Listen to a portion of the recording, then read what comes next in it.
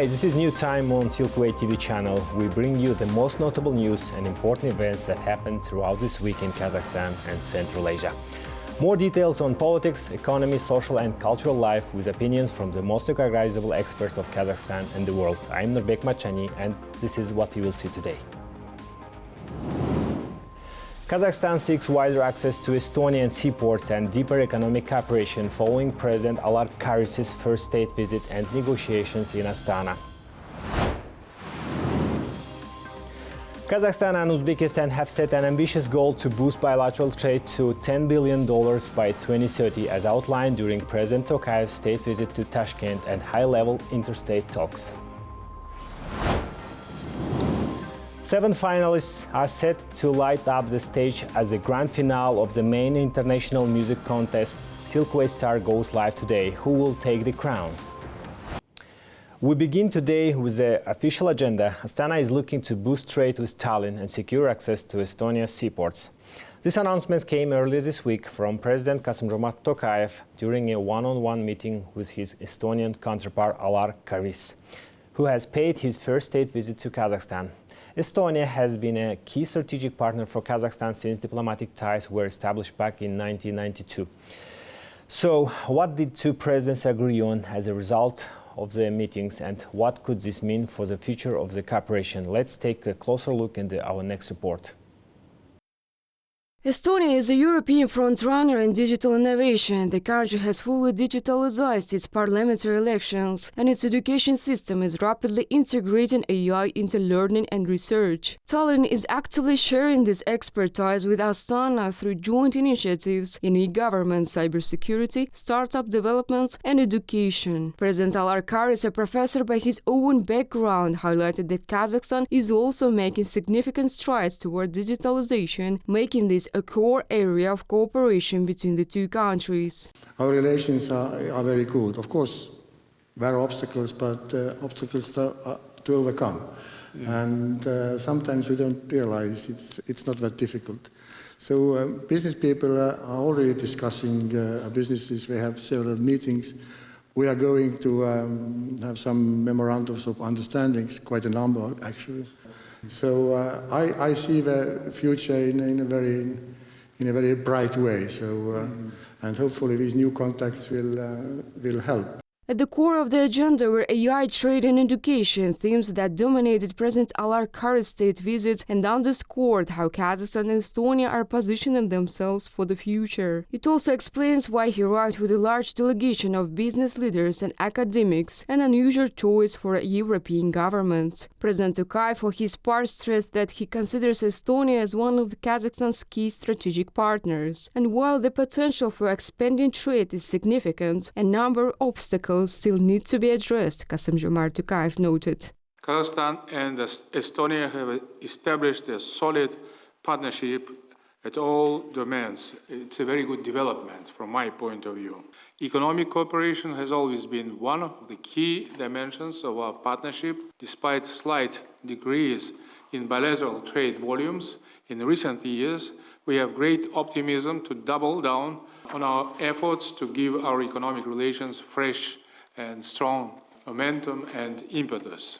Since 2005, Estonia has invested more than $128 million into Kazakhstan's economy. Today, over 80 Estonian companies operate here, from logistics and postal services to digital solutions. Estonian Transit, meanwhile, provides Kazakhstan with an important gateway to the European market. And in just the first 9 months of this year, bilateral trade reached $46 million. Kazakhstan imports a broad mix of Estonian goods, while Estonia buys both raw materials and agriculture products from Kazakhstan. This year alone, 145,000 tons of Kazakh grain were shipped through Estonia's port of Muuga to Italy and Belgium, a route that offers a strategic alternative to the traditional Black Sea and Caucasus corridors. Kazakhstan can ship its agricultural products to Estonia, and Estonia can sell its processing technologies, specifically those aimed at agricultural producers. There is very strong demand there for Kazakh wheat and many other agricultural goods. Estonia, in turn, can provide us with software. That would be great.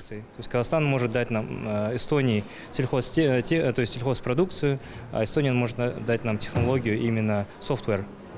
Вот это, я думаю, было бы классно. Looking ahead, analysts see Kazakhstan emerging as a strategic corridor for Estonian exports to Central, South and Southeast Asia. Beyond trade, both nations are exploring closer cooperation on water resource management. Estonia's expertise in studying the impacts of climate change on aquatic ecosystems could provide valuable solutions for Kazakhstan, where water challenges are becoming increasingly urgent. Marjan Samigulina, New Time. During the state visit to Kazakhstan, President of Estonia, Alar Karis, took part in a series of events across the capital. Drawing on his academic background, he delivered a lecture at Nazarbayev University on connectivity, common interest and cooperation. He also toured the university, where he has briefed on its facilities and key projects. His delegation included 6 university directors, whose participation underscored the intention to further enhance bilateral cooperation in the field of education. Today, for the first time, we are signing a bilateral intergovernmental agreement at the level of heads of state. Around 6 agreements will be concluded today on equivalent student exchange, academic mobility, faculty exchange, and joint scientific research. Estonia is very strong in the field of secondary education. In the PISA framework, the well-known international OECD studies, it consistently ranks among the top 3 to top 5. These 6 memorandums will lay the foundation for our cooperation with the universities of the Republic of Estonia. The presidents of Kazakhstan and Estonia also took part in the Kazakh-Estonian Business Forum. On its sidelines, companies from both countries signed 11 commercial agreements worth more than $517 million. In his remarks, President of Kazakhstan emphasized that the forum, which brings together business representatives from both nations, will help boost bilateral cooperation in trade and investment. This shows that the authority of our country is growing and our international recognition is increasing year by year, and we can clearly see it in this example. A large number of businessmen and business delegations have arrived in Kazakhstan, and we will be holding a business forum. In addition, more than 11 business agreements will be signed across various sectors of the economy. They also have unicorns. Some of them are entering the Kazakh market, such as Bolt and others expressing interests as well.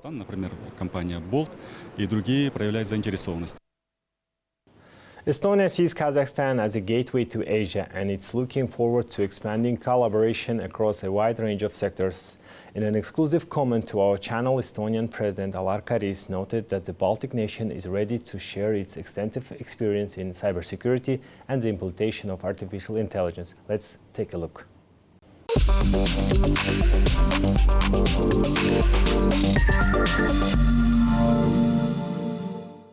Mr. President, welcome to Kazakhstan. Thank you for talking to us. What makes Kazakhstan an interesting partner for Estonia today? It's a pleasure to be here. And so yes, I'm here together with business delegation and also with rectors of university and also cultural people. So it's a very big event for me as a president, but also for people who come here and continue or start a collaboration with Kazakhstan, because Kazakhstan is a gateway to Asia. So and it's very important to be present here and continue our collaboration. So you have, as you've mentioned, a very big delegation with you, I think around 50 companies that came. So what directions do you think could be the most interesting for the Estonian companies here in Kazakhstan? Of course, there are old relations already and logistics and transportation, but I'm very much interested in high tech and deep tech and also digitalization.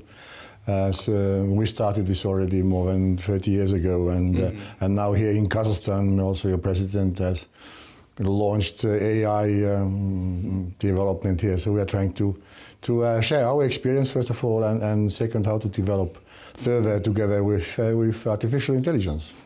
Yes, Estonia is a global leader when it comes to technologies. So where do you see the biggest opportunities for our collaboration in that field? I think digitalization is, in Estonia, everything is digitalized. I mean, all the services are online, even you can get married online. So it's very convenient for people, But yeah, we started from scratch and developing trust to technology, also to government and leadership, and so this is we can share. But now, it's, as I said, it's artificial intelligence we could develop together, and because it's everywhere. I mean, in your pockets and in your mobile phone, and so we are not able to avoid this. So we should make sure we use it very smartly, and not only ChatGPT, but in different technologies, different industries. So it is a very important development. So Estonia and Kazakhstan already collaborate on cybersecurity programs with both EU and NATO. So how closely do our approaches align today, and what role can both countries play in strengthening the partnership between our country and the European Union in general? I mean, cybersecurity is a very important issue. I mean, we realized in 2007 when we got a huge cyber attack, and so we started to develop cybersecurity issues, and of course now we're talking about AI. So the same thing. It's very important to make sure that everything is secure, all the data you're using, and so forth. And of course, AI needs also more energy. So we need a lot of energy to keep this service going. But cybersecurity issues and it doesn't recognize borders, so you can be attacked from anywhere, basically. So we are collaborating on the EU level, but I guess we can share, of course, our experience to Kazakhstan. Kazakhstan is not a NATO member, but nevertheless, it's a friendly country. Thank you very much for your time, and thank you for answering our questions. Thank you very much. It's a pleasure to be here, and the best wishes to all your people.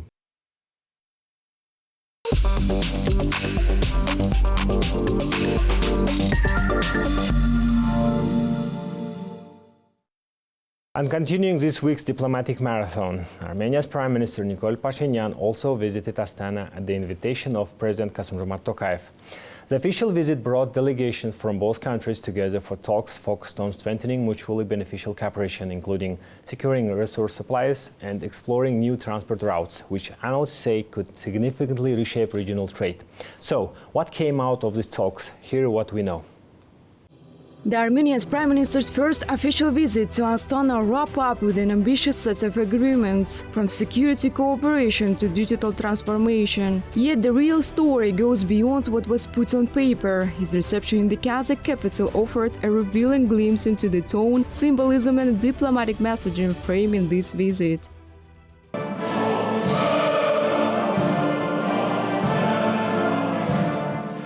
President Tokayev hailed the visit as a landmark moment, highlighting Armenia as one of Kazakhstan's most strategic partners in the South Caucasus. Beyond trade and politics, his remarks signaled a shared commitment to strengthening ties in a region of growing economic and geopolitical significance. Armenia, This year has seen several significant events that have brought our countries closer together. For the first time, Kazakhstan's Culture Days were held in Armenia, and in Yerevan, a park was inaugurated in honor of the great Kazakh poet and educator Abay Kunanbayulu. We regard these gestures as a special expression of sincere respect for the people of Kazakhstan. We assume Kazakhstan as an excellent example for our country. We have great respect for the Kazakh people, and this respect forms the foundation for the further development of our bilateral relations. I think that given the changes in the region, new opportunities are opening up for economic cooperation and the strengthening of transport links. Last year, trade between Kazakhstan and Armenia reached $82 million, modest by global standards, yet it marks a six-fold increase over just 5 years. Kazakhstan supplies Armenia with transformers, ferroalloys and metals, while importing fruits, vegetables, tobacco and spirits. Yet officials suggest that these flows are poised for a sharp expansion in the future. Мы предложили товаров Армении с Казахстана. We have offered Armenia goods from Kazakhstan worth $348 million, which we are ready to supply. Just yesterday, during dinner, we agreed that a group of Armenian businessmen will visit Kazakhstan. I will meet them and we will discuss the establishment of joint ventures. It would be beneficial for us if, for example, Armenia could supply fruits and vegetables to our western regions, given the proximity for logistics. For years, ties between Kazakhstan and Armenia moved mostly by inertia, confined to multilateral platforms like the CSTO, EAU, and CIS. But the string of high-level visits from 2023 to this year has breathed new life into the political dialogue. This time around in Astana, the two countries signed an extensive package of agreements spanning security, diplomacy, trade, industry, digitalization, agriculture, healthcare, and education. Cooperation also expanded into culture, cinema, nuclear energy, and the creation of a joint business council, laying the groundwork for a strategic long-term partnership. Совместное заявление между Республикой Казахстан и Республикой Армения. Kazakhstan and Armenia share a wide range of strategic interests, making today's negotiations especially significant. In the wake of Armenia-Azerbaijan peace agreement signed in Washington, new transport and economic opportunities are emerging, offering fresh momentum for Astana-Yerevan cooperation. Speaking to Kazakh media, President Tokayev highlighted Kazakhstan's support for Armenia's Crossroads of Peace initiative and interest in the international route of peace and prosperity, noting that linking these corridors with the Trans-Caspian and North-South routes could strengthen regional logistics and serve both nations' strategic goals. In November this year, the first shipment of Kazakh wheat, totaling 1,000 tons, was delivered to Armenia via Azerbaijani territory. This initiative carries significant political and economic importance. Kazakhstan is ready to supply high-quality grain and other goods to Armenia on a regular basis. We have agreed to make every effort to further develop this direction. One of the priority tasks is the establishment of direct air links between the two countries and the organization of air cargo transportation. Concrete plans are already in place, and both sides will begin implementing them in the near future. Speaking to Silkway TV channel as reporter with President Project, Armenia's Minister of Foreign Affairs Ararat Mirzoyan said this week's visit and the signing of multiple agreements have propelled Kazakhstan-Armenia relations to a new level. He also pointed to the principles agreed at the Washington meeting, noting that these agreements lay the groundwork for reopening transport routes between Armenia and Azerbaijan, infrastructure whose significance, he said, cannot be overstated. In this context, the Trump Route for International Peace and Prosperity, the path initiated by President Trump, will be developed through cooperation between the United States and Armenia. This route could allow Armenia to connect with countries beyond the region, such as Kazakhstan, and enable Azerbaijan to link with their Nakhchivan region, as well as facilitate communication between other third countries. The significance of this infrastructure today is hard to overstate. The Armenian Minister of Education, Science, Culture and Sport, Zhan Andreasan, in an exclusive commentary to our channel, also highlighted opportunities for technological cooperation, including high-tech innovation and AI, noting the recent memorandum on the opening of the Tuma Center in Astana as an example of shared progress in the scientific and tech spheres. We are learning from each other in this direction. Artificial intelligence, which is now a key topic for all of us, is seeing exciting developments in Armenia. This sector is rapidly growing, and I think that in the scientific and technological fields, our researchers and tech companies can collaborate actively to achieve meaningful results. The official visit concluded on a high note with a gesture of diplomatic warmth. President Tokayev awarded Armenian Prime Minister Nikol Pashinyan the Altyn Kharan Order. Praising Pashinyan's leadership, President Tokayev highlighted his role in bringing new momentum to Armenia's development. Experts say this visit is set to deepen integration between the two nations, reinforcing cooperation within the evolving framework of Eurasian connectivity. Baljan Samigulina, New Time. Kazakhstan and Uzbekistan are aiming high, targeting a $10 billion boost in bilateral trade by 2030. Key priorities and ambitious plans were laid out at the Supreme Interstate Council. President Kassym-Jomart Tokayev paid a state visit to Tashkent, taking part in both bilateral and expanded talks. My colleague Kirgali Ramazanov reported from the ground, bringing us the key developments from the heart of the high-level diplomacy and regional cooperation. In sunny Tashkent, the state visit of President Tokayev attracted heightened attention, which is hardly surprising. Kazakhstan and Uzbekistan are the leaders of Central Asia, and the nature of their partnership has a direct impact on the whole region's well-being. The head of our state was invited to Tashkent by his Uzbek counterpart and was greeted at the Kuksaray Palace with full ceremonial honors. This marked the second session of the Supreme Intergovernmental Council, with discussions covering the full spectrum of key areas: trade and economic cooperation, transit and transport, water and energy management, and cultural and humanitarian collaboration. Perhaps the most important point, President Tokayev stressed the need to accelerate the pace of multifaceted cooperation amid a challenging international environment.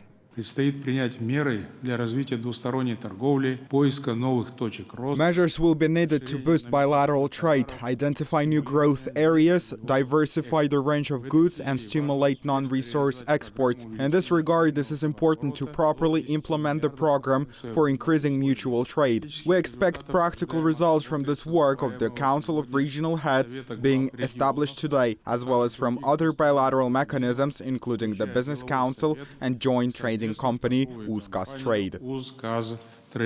A substantial untapped potential in bilateral cooperation seems to be in the agricultural sector. Kassym-Jomart Tokayev stressed that the partnership should move beyond simple trade and shift towards creating full production chains, from processing meat, grain, and oilseed crops to developing livestock breeding and organic farming. Such an approach, he noted, would generate stable added value within the region. The president also expressed strong expectations for deeper industrial cooperation, viewing it as one of the key drivers of future growth. В настоящее время у нас имеется 78 совместных проектов на сумму свыше $1,5 миллиарда.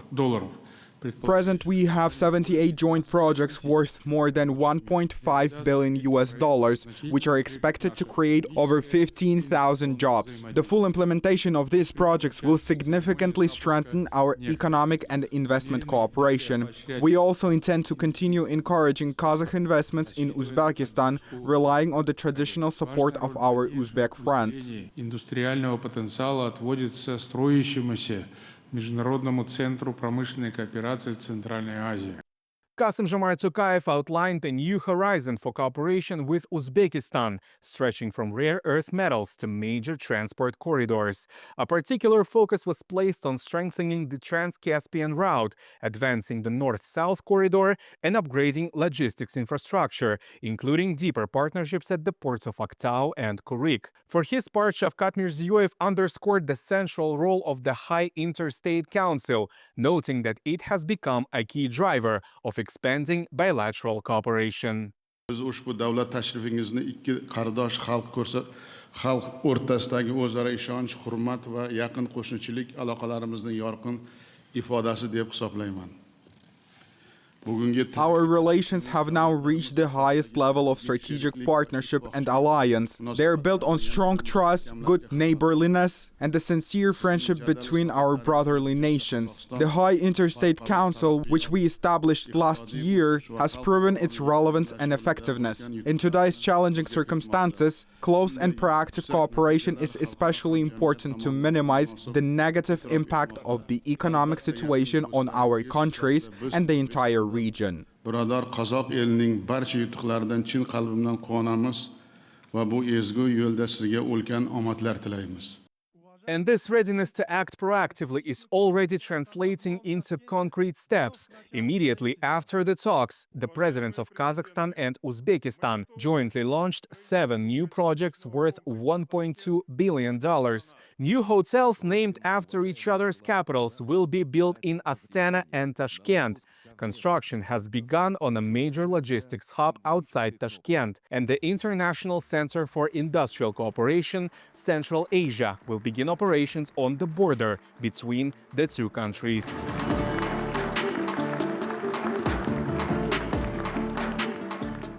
главы государств поставили задачу товарооборота достичь. The heads of state have set the goal of bringing bilateral trade around $10 billion soon. And you can't achieve that through simple buying and selling. The range of goods we currently trade with each other is already close to saturation. That's why industrial cooperation is becoming a crucial issue. It's not only about supplying the markets of our two countries, but also about jointly entering third country markets. This includes first and foremost oil, gas, coal, and chemicals. We're also looking at joint exploration of new deposits and deep processing. These are the areas where we will be seeking new potential and new points of growth going forward.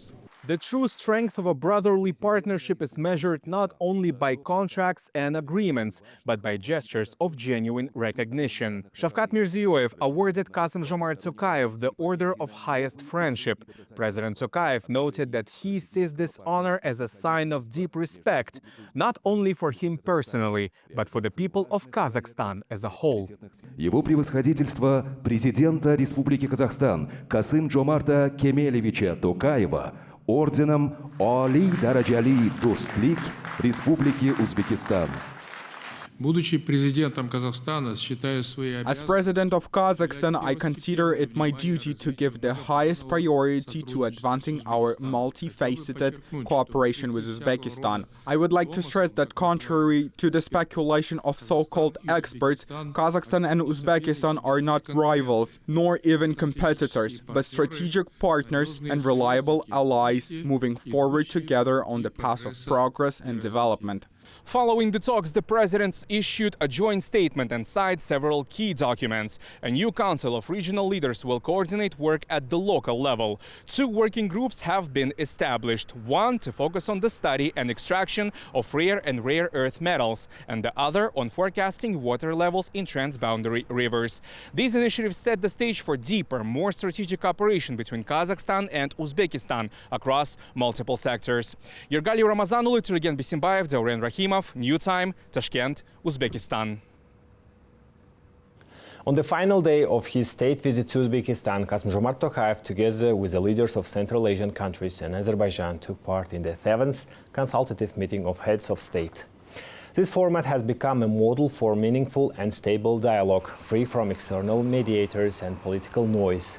Over the years, it has helped build a new type of partnership based on trust, mutual benefit, and the fair management of shared resources. Kassym-Jomart Tokayev was given the floor first immediately after the opening remarks by President of Uzbekistan, underscoring the particular importance of Kazakhstan's position in the meeting's agenda. Over the past 5 years, our countries have updated their water policies. Given the transboundary nature of water issues, I believe it is important to harmonize our water strategies, including to scale up the most successful water-saving practices. Looking ahead, we may also consider adopting, in line with international standards, a Central Asian Framework Convention on Water Use. Such a document would help establish united principles in this field and prevent potential disagreements. A suitable platform to discuss these proposals will be the meeting of the heads of state, the founding members of the International Fund for Saving the RLC, which will take place next April in Astana, alongside the Regional Environmental Summit. We count on your active participation. The water agenda was not the only central theme of the President Tokayev's address. He called for launch of breakthrough projects in promising sectors, noting that Kazakhstan is ready for mutually beneficial cooperation, including the creation of joint ventures. There is also strong potential for building modern storage facilities, logistics centers, and the production of ready-made food products for both domestic needs and the export. Meanwhile, Azerbaijan, which this year took part as an invited side, has become a permanent participant of the consultative meetings. The initiative proposed by this year's host, Uzbek President Shavkat Mirziyoyev, aims to strengthen the link between Central Asia and South Caucasus and build a more resilient framework for regional cooperation. Присоединение к этому формату Азербайджана открывает довольно-таки большие перспективы. Azerbaijan's participation in this format opens up significant prospects as it expands the geographic scope of Central Asian cooperation. It also demonstrates that Central Asia's experience in regional collaboration is attracting the attention of the international community and serves as a model that other regions of the world are studying. In recent years, regional cooperation in Central Asia has intensified significantly. The region has fundamentally reshaped its image, becoming more cohesive and resilient despite the turbulence observed on the international stage. The region's voice is growing stronger, and the leaders of our countries collectively and jointly defend the positions and interests of our region. Лидеры наших стран коллективно, совместно отстаивают позиции, интересы нашего региона. This week brought a series of important developments across Central Asia, from renewed transport links to expanding financial cooperation and shifts in regional political formats. All of this reflects a rapidly evolving landscape of connectivity and integration, and that brings us to our weekly segment, Central Asia in Focus. Joining us is a political analyst, Uzhet Chegirbayev. Uzhet, welcome back. Thank you, Nurbek. Always glad to be here.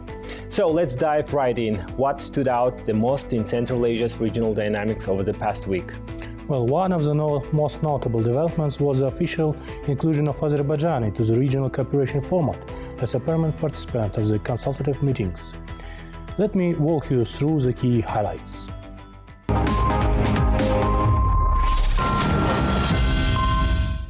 Mr. Mamanbey Omarov announced the upcoming restoration of the daily Almaty-Tashkent railway service, making a significant step towards strengthening regional mobility and cooperation.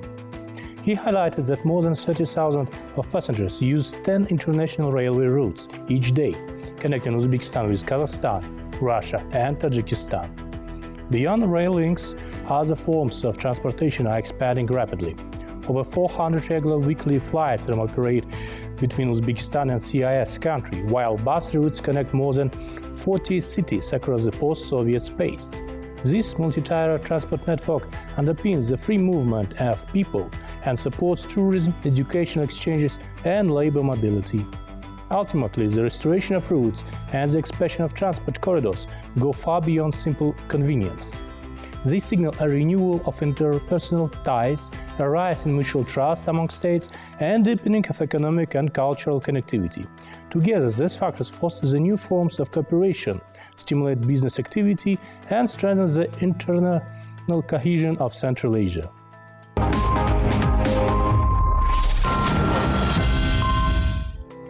This week, the 24th meeting of the Council of Heads of Governments of the Shanghai Cooperation Organization member states took place in Moscow, chaired by the Russian side. The heads of governments held a substantive discussion on current trends in the global economy and examined further ways to strengthen the SCO's economic dimension. During the meeting, it was noted that achieving concrete results would require creating favorable conditions and benefits for SCO member states, carrying out the plan to establish the SCO Development Bank, and involving commercial banks in financial cooperation within the organization. Following the discussion, the heads of governments adopted a joint communiqué and assigned a number of decisions, including those related to the implementation of the multilateral trade and economic cooperation program, the development of cooperation in railway transport, and initiatives in social development and social protection.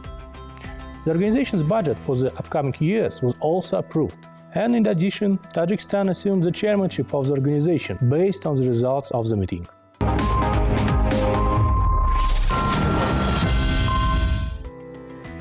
Another example of deepening of inter-regional cooperation is the news that National Bank of Pakistan plans to open a branch in Uzbekistan to facilitate settlements and financial transactions between the two countries. This initiative was discussed during the 8th session of Pakistan-Uzbekistan cooperation.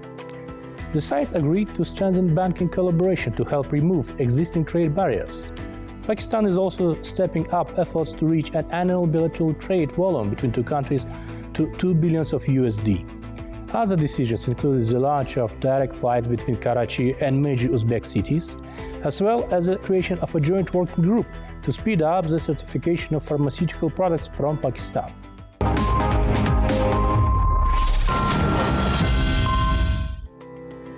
An important outcome of the recent consultative meeting of Central Asian presidents was the official inclusion of Azerbaijan in the CA Plus cooperation format.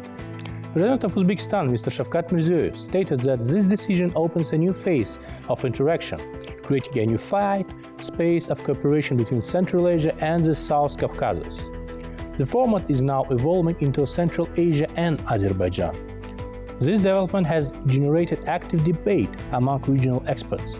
Should it be viewed as an expansion of Central Asia's regional configuration through the addition of Azerbaijan, or does it mark the transformation of C5 plus formats into a C6 plus structure, signaling a shift toward a broader Central Asia-South Caucasus framework? Well, the United States has already taken note. The White House has designated Central Asia as a new priority in U.S. foreign policy. Speaking at the first U.S.-Azerbaijan think tank forum, John Herbst, director of the Eurasia Center at the Atlantic Council, said that Washington supports expanding the C5+1 platform into a C6+1 format with Azerbaijan's participation. He stressed that the regional leaders' decision in Tashkent to invite Azerbaijan into the C6 framework reflects Baku's increasing weight in regional politics. Ultimately, what matters most is that these expanding formats lead to a concrete initiative and serve as a practical instruments for deepening regional cooperation and building sustainable interconnectivity among the participating countries.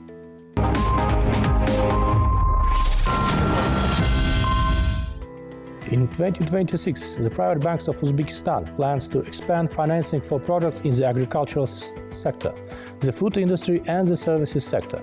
Starting from the beginning of this month, the annual inflation rate has fallen to 7.8%, down from 10.2% a year earlier. According to discussions held with the president, the goal is to bring inflation down to 7% in 2026 and maintain it at around 5% in 2027. Looking ahead, next year's agenda also includes the continued implementation of poverty reduction measures and broader efforts to engage the population in entrepreneurial activity. Well, and that's all for my part. Nurbek, giving the floor back to you. Thank you.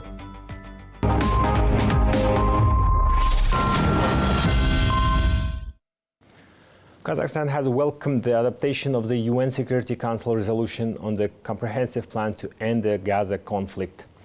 In a statement, the Ministry of Foreign Affairs commended the countries, particularly the United States, that played a key role in securing the ceasefire agreement, calling the resolution an important step toward advancing lasting peace in the Middle East. Kazakhstan expressed readiness to work constructively with all partners within the framework of the Abraham Accords and to contribute to international efforts aimed at stabilizing the situation, strengthening humanitarian support and creating conditions for a long-term political process. Central Asia is an oasis in today's world of stability, peace and cooperation.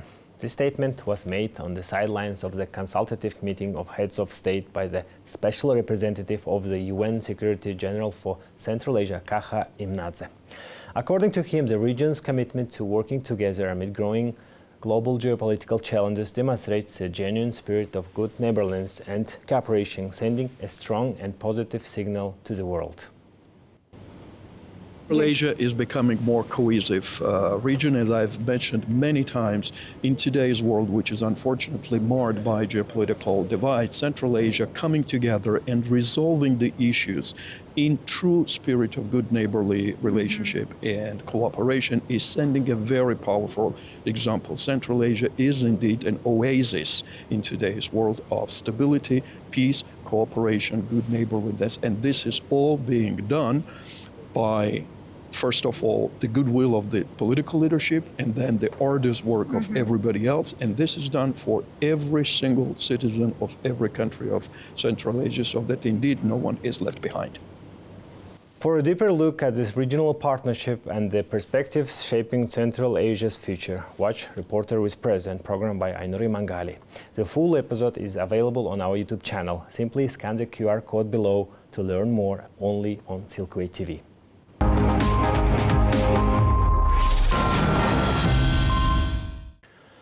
The new Kazakh thriller Auru has officially premiered in cinemas, and the film is already preparing to enter the global market. Silkway TV had an exclusive interview with the film's producer Almas Jali, who spoke about the project's international ambitions and its upcoming promotion in the international arena with the French film distributor Loco Films. He also shared updates on the nearly completed Destor 2 and offered his perspective on the rapid rise of Kazakh cinema and the country's creative industry. Here is a fragment of the interview. Working and collaborating with such a huge distributor like Loco Films is a huge step itself, and now we're looking forward to promote our movie in the European, American, Asian markets. So yeah, there are no limits.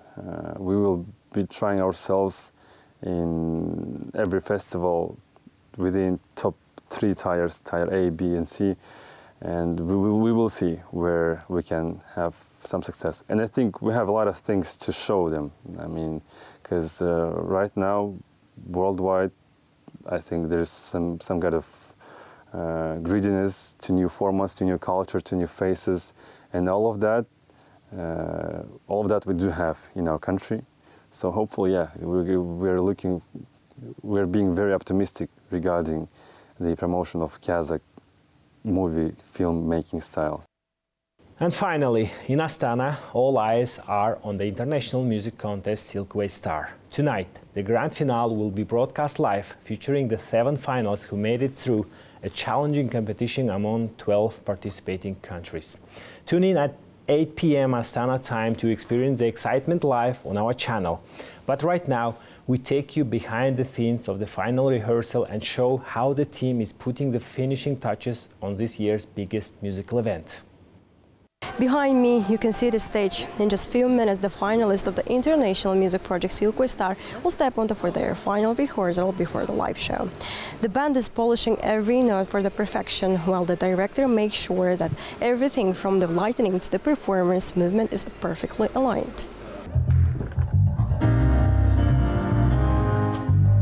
For more than 2 months, we've been watching history unfold on the stage of the international music contest. And today, on the eve of the grand finale, the atmosphere backstage has completely transformed. This Friday morning began in a special mood for both the finalists and the entire team. Every hour is scheduled down to the smallest detail: sound checks, camera balancing, makeup and rehearsals. The entire process is structured to ensure that by the time of the final run-through, everyone is fully focused and ready to deliver a top-level show. So today I rushed here, I did my rehearsal, and I spoke with the music team.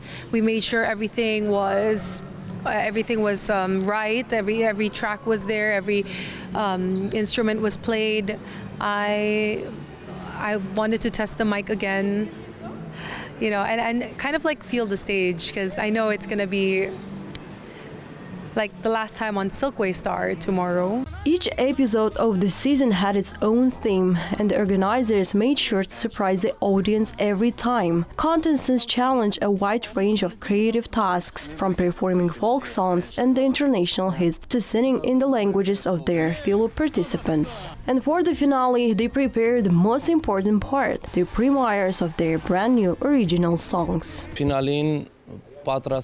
For the final, I've prepared my own original song. It's a very beautiful, slow love song. Everything is going very well. I arrived in Astana only yesterday, but the preparation has been excellent. I really missed everyone, the participants and the whole team.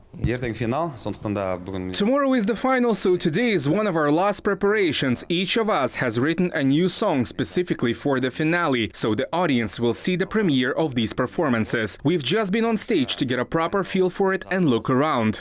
Costume fittings are another key part of the preparation. The styling team creates looks not only for the contestants, but also for the jury, hosts and dancers.